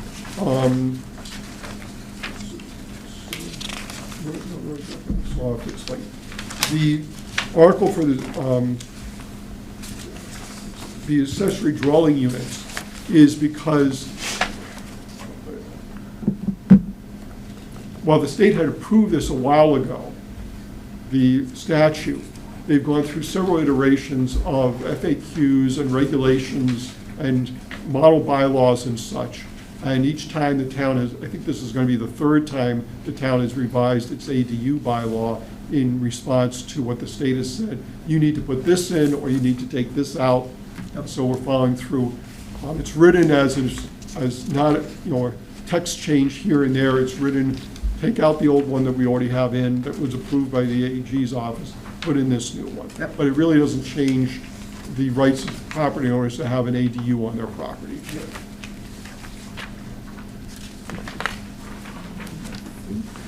Planning board again. Then planning board again, where they're recommending changes to the zoning map, where there are two areas of B4 zoning that would then bring it to B2.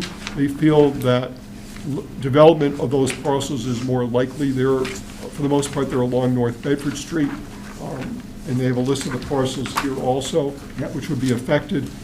But by doing so, the types of uses that would be allowed in B2 are different than in B4, and they think that they're more apt to be developed if we make that zoning change. Following on page 43 was a petition article. What it basically says is that some sort of notification would be mailed out to registered voters here in East Bridgewater if any special town meeting, so for instance, the special town meeting we would have on May 11th, but not the annual town meeting, just the special town meeting. Or any other special town meeting. For instance, we typically have a special town meeting in the fall. We would have to send out a mailing to registered voters about that. But also, anytime there's a question on the ballot regarding a operating override, a debt exclusion, or a capital exclusion, we would have to send out notification to registered voters. We don't do that right now. Some towns do something like that, in some cases not in others. But the petition article would enact a new bylaw that would require the town to do that. We would then, there's a following article, I need to get an estimate as to the cost, but we would need to appropriate money, because if this was approved in May, went to the AG's office, was approved, and we had a fall town meeting, we would need money set aside for that October meeting, but also the following May special town meeting in 2027. Right. Okay. And does the request by the petitioner, they will present the article? Yes, we're not, it's not obligated by the board or anybody else to present the article. And that brings us. David? Can there be amendments to that petition article at town meeting? On the floor, you can, sure. Can it be changed? Yeah, I don't see why you wouldn't be able to do that, right, Charlie? John? Well, my short answer is yes, because it's the voters' town meeting. It's been our practice not to review or opine on petition articles, except to say whether it's legal or illegal. Right. You know, its face appears to be legal. Yeah. But as Charlie indicated, you know, there's got to be funding involved. Sure. Legal but costly.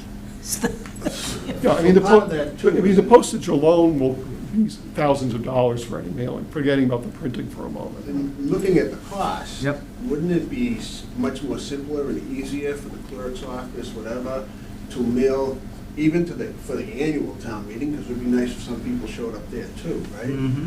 So, to put this out to all residents as a bulk mailing as opposed to each registered voter? I think it says that any household with a registered voter would be similar to the postcard that the town clerk sent out when we were changing the. So it's not to each Well, individual? No, I hope not, Well, right? the way, So, I'd have to you look get at the- 5 at your house if you have 5 registered voters? No, we got one. I got per one. household, Yeah. right? We didn't So- get- Yeah, it was one. but yeah, Oh, I cheat, but the- yeah, the- it the pro- was, The thing is, though. I don't know what this is, I don't want to say. Same, I mean, it problem- seems like the same idea.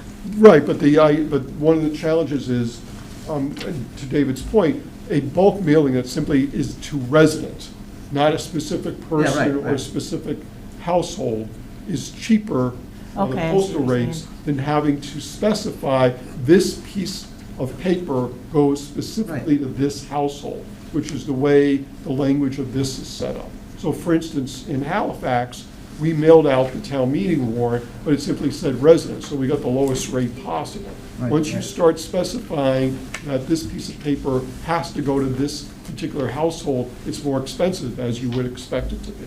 Because they have to make sure this piece of paper is on the right postal Bulk route mailage. and going to the right house. I have And a it's you that question. gets to do it. I have a question in regards Don't to worry. the article following the petition. So then, say we vote in the petition, this article that has a petition in it, then the following one, are we supposed to decide on the floor how much money we allocate? No, I'm going to get an towards estimate before the town meeting. that? Okay. But And then whose job is this? Is this the clerk's job to then? I'd have to go back to the bylaw to see who's responsible for doing what. In the petition, then- it says the town clerk. Right. And then what, does that come out of her budget? No, because we appropriated the money to do this. Okay, so it comes right. That's why we would be appropriating additional money. Okay, The but town, sorry. would this be like a yearly? Yes, So Once- yearly, we would come every year at town meeting, we would have, well, if we were Plus doing it, sign- I plus don't know. signs, too. If it gets approved at this town meeting, Oh, more signs. going forward, Listen, I know. we'd have to include money in the budget. okay, that's where I'm going with this. So Yeah. this year, we could allocate it here. Yes. But next year, we'd have to find somewhere in the budget for that to come Well, from. I would talk with the town clerk's office and suggest to them, okay, we now have an estimate as to how much it costs to do these things every year. Please put that money in the budget. The town clerk would then tell the finance committee, hey, look, I'm obligated to do this. Right. No more, no less than hiring poll workers, for instance. I'm obligated to hire poll workers. and Was this that- petitioner notified of tonight's meeting, No, that this would be on here? not of tonight's meeting, but the petitioner knows that the article's on the Oh, warrant. yeah, they know. I think it makes sense to try to reach out to the petitioner before the meeting. I mean, Yeah, we that's why I understand said what if they're they- here yeah. tonight, we could have had this discussion with them here. Well, I can invite them to the meeting either on the 4th or the 27th. When we Maybe go the over one article. where- It's on the, I mean, it's When, already been, he's already. Mr. Looney's meeting, we could have him come to that one. Sure. Five convenient locations have to have signs 36 by 36.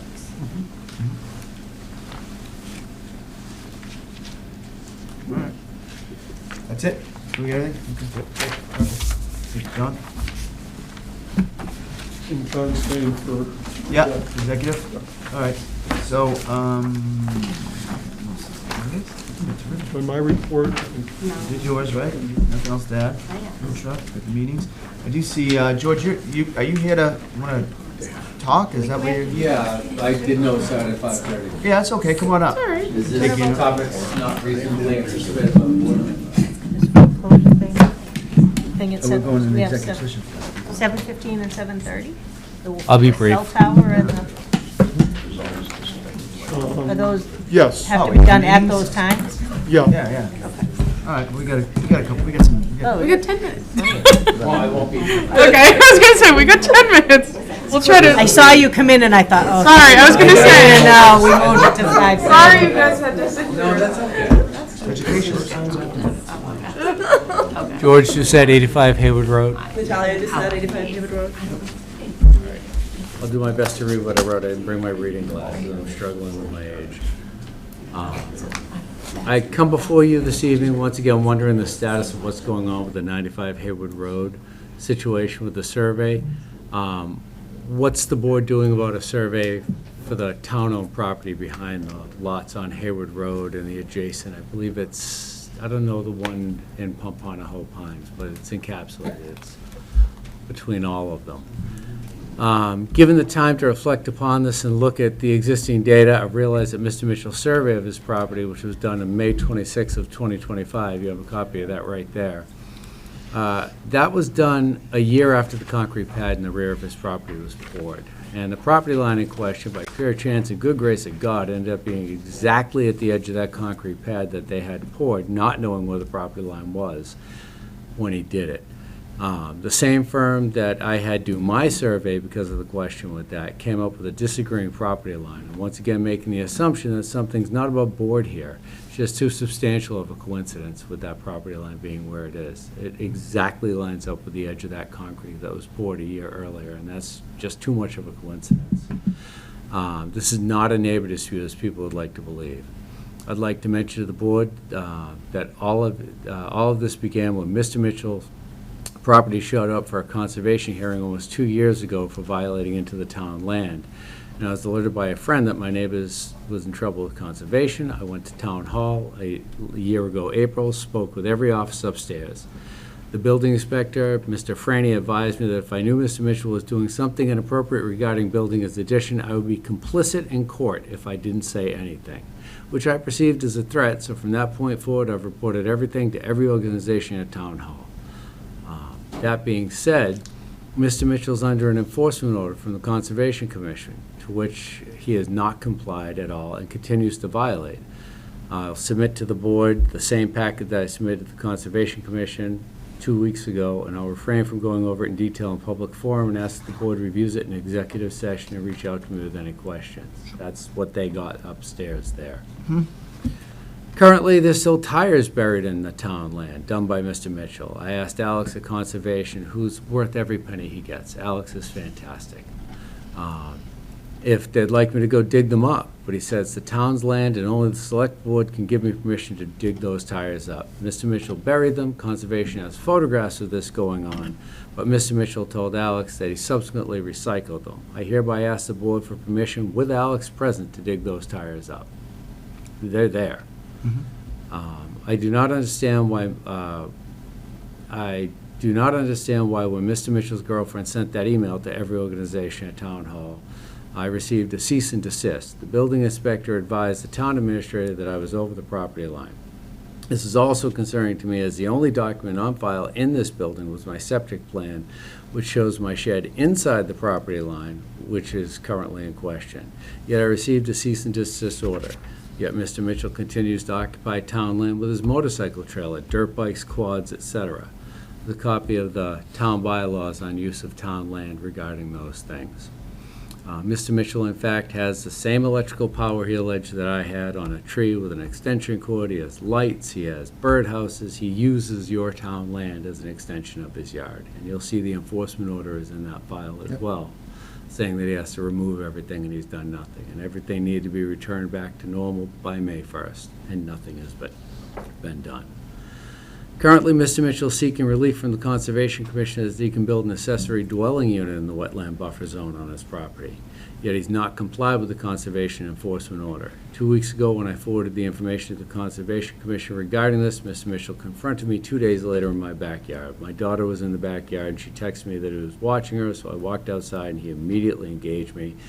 He became quite elevated at one point, stating, quote, "If this were 1980, I would punch you in the face." Of course, I called the Bridgewater Police Department to get a log entry done, and this is not the first time that it's become elevated in the yard, nor the first time that I've called the Bridgewater Police Department to get log entries made.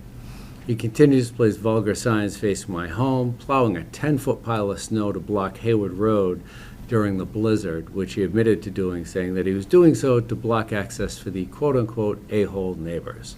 My concern with that was he's blocking the road, and it's tough enough to get fire apparatus and an ambulance down that road, and I have elderly neighbors, one of which who's a bit infirmed.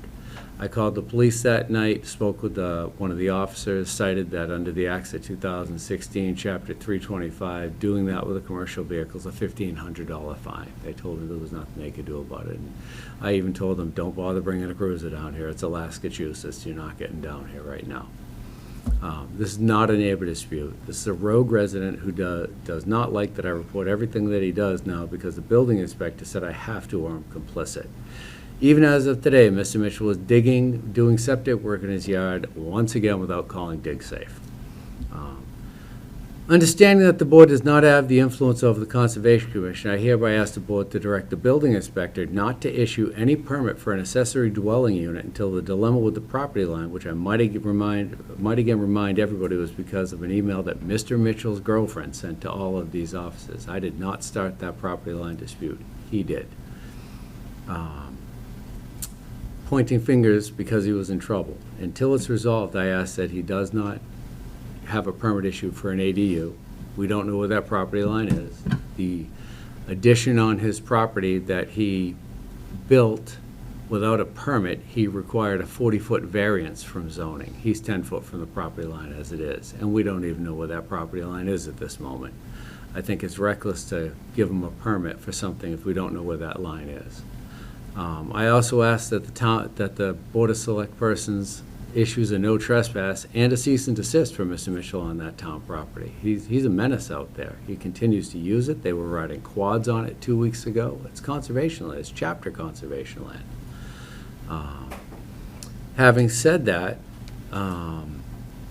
it's very troubling to me that I get a cease and desist for a shed which was there when I bought the property, and there was documentation in Town Hall that it was not over the line.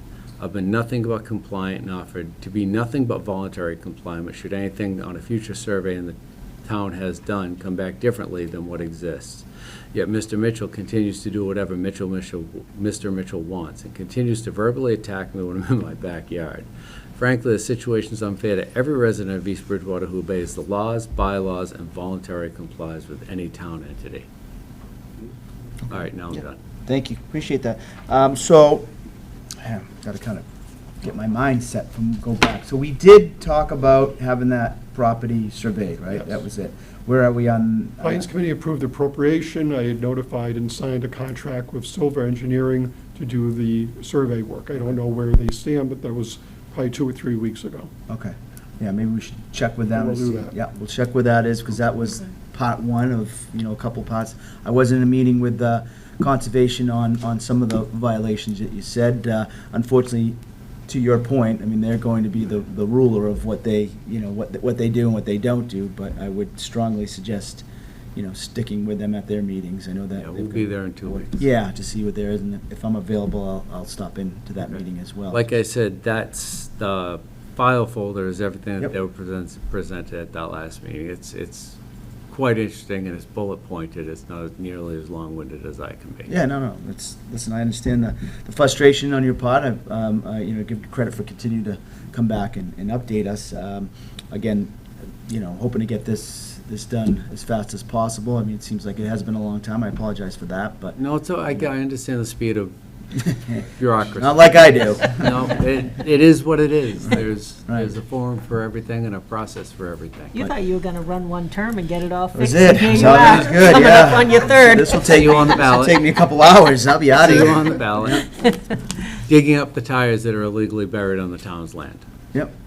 We can look into that. Charlie, if that's, I don't even know what. Well, the rule I would think be. getting the survey done would be the first step. Right, yeah. They're well within, those are well within. I understand that, but I would rather get the survey done. Yes, to and make then sure we're in the right area or Once whatever. we know what our land is, we'll do what we need to do with our land. Okay. Yeah. Yeah, let it. I wouldn't want to see you put yourself in a position where it could be confrontational if you were doing something. That's true.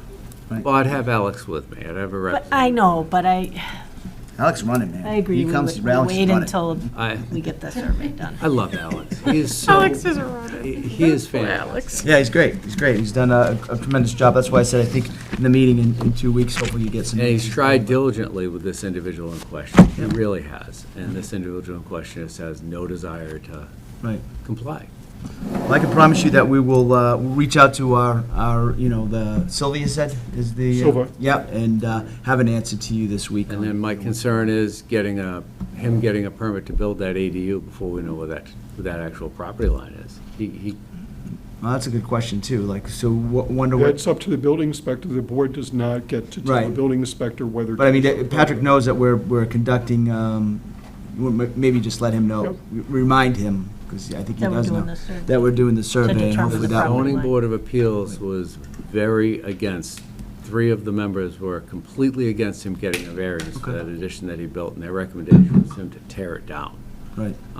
I think getting into a situation where he might need to go in front of that board and get yet another variance because he was given permission by the building commissioner. Right.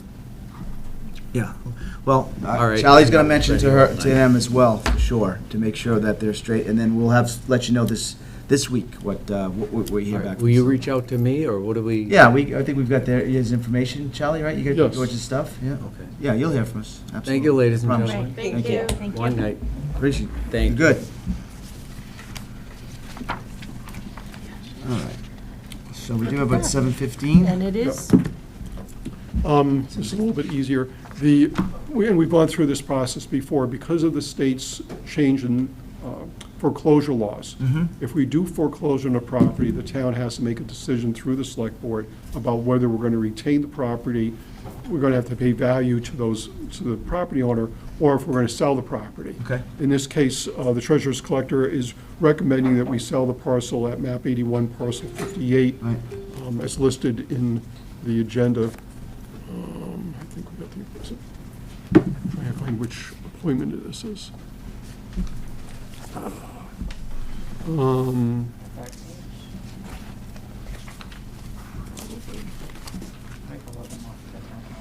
Yeah, no, I'm trying to find, I think we had a note from it's an appointment 3. 3 point, okay, thank you. Yep. So, yeah, Megan had recommended selling it. It's 19,730 square feet. It only has an assessed value of $2,800. We actually have more money owed to it than the value of the land. It's been tax title since 2002. An adjoining property, we're going through that process, but we're not there yet in terms of foreclosure. She's recommending that we try and sell the property. Okay. Do we have to, certain motion that we have to make Yeah, on that? vote to authorize the treasurer collector to sell the property. Okay. And is it it's an auction situation as well, or how does this? It's gonna be weird, it's gonna be through a real estate agent, Okay. just as we did So for they just have to 279 list it. Pine That Street. goes out to bid again, correct? For the real estate agent, yes. Okay. We would get 'Cause quotes. I think we did that for the first one, Right. right? Yeah. I'm not sure, I mean, this is gonna be the problem, is it's I'll talk to Megan Who's about gonna this. wanna but- bother? Well, that's gonna be the challenge. Finding somebody, For right. $2,800. Right. If there's no interest, then, in the sense of, if we have nobody buying it, we can retain it and hold on to it, but. if there's- Tank down it or something? Right. Food truck. Food truck, maybe. All right, you want to make that a motion for us, Captain? Motion for foreclosure procedures and associated decisions for North Bedford Street, map 81, parcel 58, case number 13 TL 146488, filed against Carol Silva, John Silva, Diane Silva, David Silva, Michael Silva, Robert Silva Jr., and Christopher Lawrence Cannon. Second. Motion made second. Any further discussion? Is that good with you? Yes. All right, all in favor? Aye. Aye. All right. Proposed Washington Street. Now, zone. it's on the agenda as an appointment, we don't have anybody coming in to. Oh, discuss. okay, so there's we no can just do it representation, then? all right, good. Okay, good. That's where- What we had was, if you remember, several weeks ago, we had someone come in interested in building a cell tower on property, yeah. town-owned property on Washington Street. So, and what I've done is initially asked for comments from town departments. We heard from a few of them. I think of particular interest, Brian McSweeney had said, the site's home to 2 wells with a total of 3 structures. He said he would be reluctant to recommend to the town that any further development of the site, because we may need to drill new wells there in the future. I think from Alex, just talking about, wetlands exist on all sides of the 1845 property. That's 1845 South Washington Street. It's possible to work within those buffers, obviously, but what he's indicating is that we'll have, any work that we would be doing there, we would have to work within the confines of conservation and wetlands. Right. Yeah. I also spoke to a few residents that live in that area when I saw that up. A few of my, friends of mine live over there, a couple of people from the senior center that I know, and they were all like, with the same concerns with the wetlands, and as much as they're concerned with cell service over there because they don't often have Right. it, they were like, is there anywhere else? Because there was that same kind of concern of it didn't really make sense right there. I did, I've given the residents in general another couple of weeks to send in comments, so basically bring your final comments on the 27th, and then the board could make a decision whether to continue down this process, because it's both a zoning issue and also a lease issue in the sense of issuing an RFP for the lease of the property if we wanted to do that. One note, because we did, working with Paul and a few other people, went through, try and find cell towers here in East Bridgewater, and there are 4, one of which is actually in an R1 district. And this was done roughly maybe 15 years ago. One of the things that the FCC had said was that cities and towns cannot prohibit cell towers. And they can't prohibit them in a way of saying, okay, yes, this very, very small parcel, we didn't prohibit, but you can put it right in that one point, only that one point. Basically, the idea being that communities need to provide enough coverage for cell towers so that the companies that are the cellular companies can provide coverage to their users. So that in fact, what we end up with is that very ghost zone, dead zone, mostly in southeastern East Bridgewater.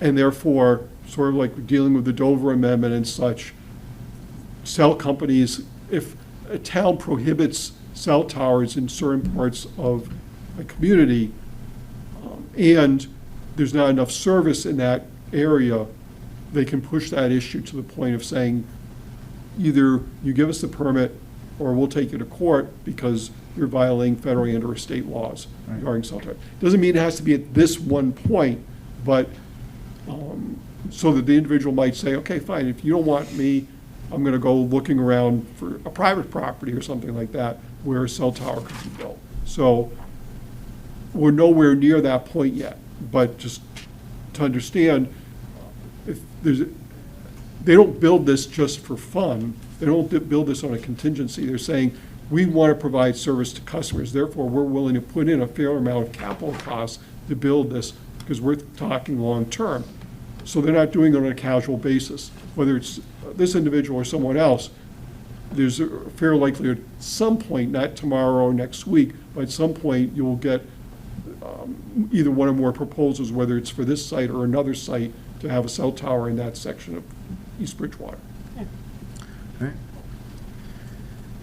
Thank you. Okay, I'll be obviously bringing that back to you in a couple of weeks. We'll get residents' Okay, comments. good. Yeah, definitely. All right, I think that's it, right? Anything from the board? I went Saturday night to the junior senior high school for the Dan Roderick's Oh, yeah, I was Wicked there. Good South Shore Yeah. anthology, and it was such a great night. He good. told great memories about East Bridgewater. He talked about growing up here and what that was like. Talked about Bob McCarthy, Gordon Craig. It was just a really nice. It was a good turnout, and it was all to support the Ann Keneally Hines Scholarship Committee, which they turn around and they give out a lot of money to those graduating seniors. So it was just a really it was a fun night for East Bridgewater. Saw a lot of friends. And it was a good night. Yeah, great. Thank you for that thing. Kathy, anything? I do not have anything either. I had a son's basketball league party, so.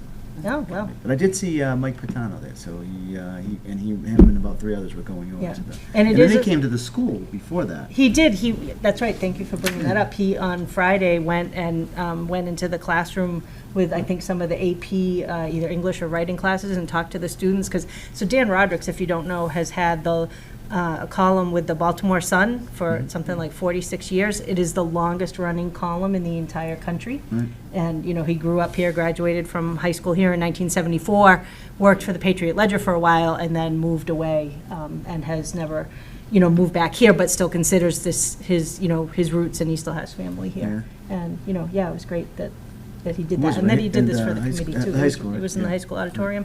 And it is available on EBCAM on demand, not on YouTube because of licensing, but Yeah. you can watch it on the EBCAM on demand cool. channel, so you can see it. Perfect, thank you. All right, well, I think we're done. We are going to executive session, right? Not. You got 10 minutes. We're not coming, I got 10 minutes. Not coming back, so I will start the long-winded sheet here.